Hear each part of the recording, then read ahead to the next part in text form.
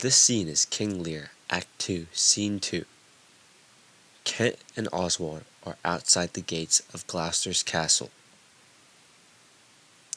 For part 1, we have Kent as Andrew Lau, Oswald as Mia Fahey, Cornwall as Valentini Zhang, Gloucester as Julian Benedict, Edmund as Timothy Brix Benson Dela Cruz, and Regan as Jett Li. In part 2, we have Kent as Timothy Brix Benson Dela Cruz, Oswald as Jett Li, Cornwall as Julian Benedict, Gloucester as Andrew, and Regan as Jett Li. Enjoy the show. Good dawning to thee, friend. Art of this house? Aye, Where may we set our horses? in the mire. Prithee, if thou lovest me, tell me. I love thee not. Why then? I care not for thee. If I had thee in Lisbury pinfold, I would make thee care for me. Why dost thou use me thus? I know thee not. Fellow, I know thee. What dost thou know me for? A knave, a rascal, an eater of broken meats, a base, proud, shallow, beggarly, three-suited, 100-pound, filthy, worsted-stalking knave, a lily-livered, action-taking, whore-son, glass-glazing, super-serviceable finical rogue, one trunk-inheriting slave, one that wouldst be a bawd in way of good service, and art nothing but the composition of a knave, beggar, coward, pander, and the son and heir of a mongrel bitch, one whom I will beat into clamorous whining if thou deniest the least syllable of thy addition. Why, what a monstrous fellow art thou, thus to rail on one that's neither known of thee nor knows thee? What a brazen-faced varlet art thou, to deny thou knowest me? Is it 2 days ago since I tripped up thy heels and beat thee before the king? Draw, you rogue! For though it be night, yet the moon shines. I'll make a sop of the moonshine of you, you whore-son, Julian Lee, barber-monger. Draw! Away! I have nothing to do with thee. Draw, you rascal! You come with letters against the king, and take Vanity the puppet's part against the royalty of her father? Draw, you rogue, or I'll so carbonado your shanks! Draw, you rascal! Come your ways! Help! Ho! Murder! Help! Strike, you slave! Stand, rogue! Stand, you neat slave! Strike!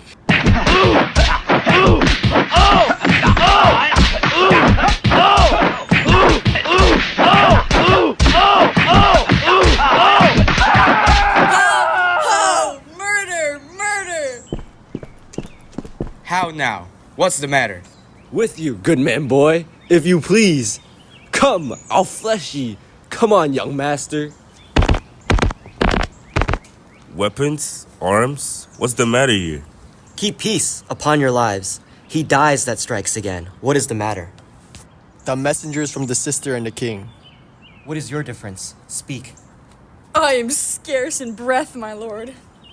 No marvel, you have so bestirred your valor. You cowardly rascal, nature disclaims in thee. A tailor made thee.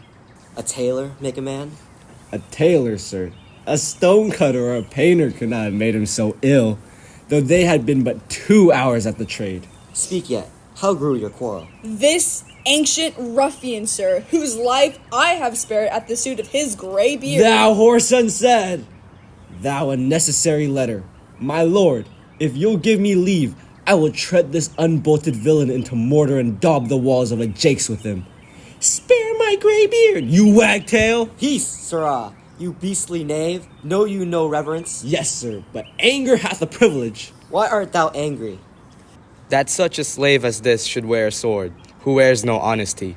Such smiling rogues as these, like rats, oft bite the holy cords atwain, which are too entranced to unloose, smooth every passion, that in the natures of their lords rebel, being oil to fire, snow to the colder moods, renege, affirm, and turn to their halcyon beaks, with every gale and vary of their masters, knowing not, like dogs, but following, a plague upon your epileptic visage. Smile you my speeches, as I were a fool, goose, if I had you upon Sarum plain, I drive ye cackling home to Camelot. What? Art thou mad, old fellow? No contraries hold more antipathy than I in such a knave. Why dost thou call him a knave? What is his fault? His countenance likes me not. No more patience does mine, nor his, nor hers. Sir, 'tis my occupation to be plain. I've seen better faces in my time than stands on any shoulder that I see before me at this instant. This is some fellow who, having been praised for bluntness, doth affect a saucy roughness, and constrains the garb quite from his nature. He cannot flatter, he, and on his mind, and plain, he must speak the truth. And they will take it so if he's not. He's plain.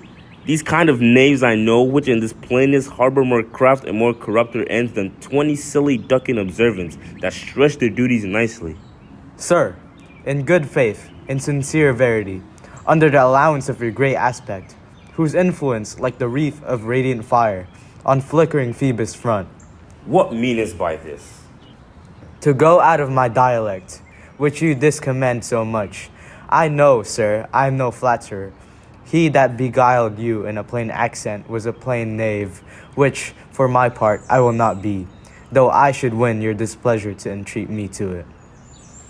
What was the offense you gave him? I never gave him any.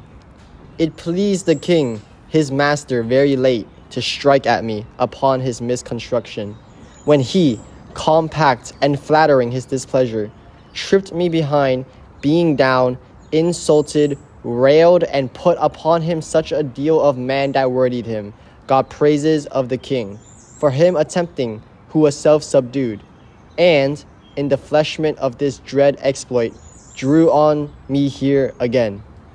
None of these rogues and cowards, but Ajax is their fool. Fetch forth the stocks.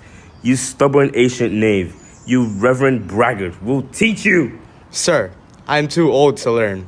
Call not your stocks for me, I serve the king, on whose employment I was sent to you. You shall do small respect, show too bold malice against the grace and person of my master, stalking his messenger. Fetch forth the stocks, as I have life and honor. There he shall sit till noon. Till noon? Till night, my lord, and all night too.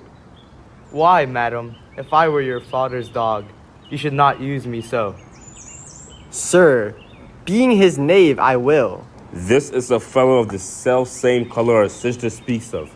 Come, bring away the stocks. Let me beseech your grace not to do so. His fault is much, and the good king his master will check him for it. Your purpose low correction is such as basest and condemnedest wretches for pilferings and most common trespasses are punished with. The king must take it ill that he, so slightly valued in his messenger, should have him thus restrained. I'll answer that. My sister may receive it much more worse to have her gentleman abused, assaulted for following her affairs. Put in his legs. Come, my good lord, away.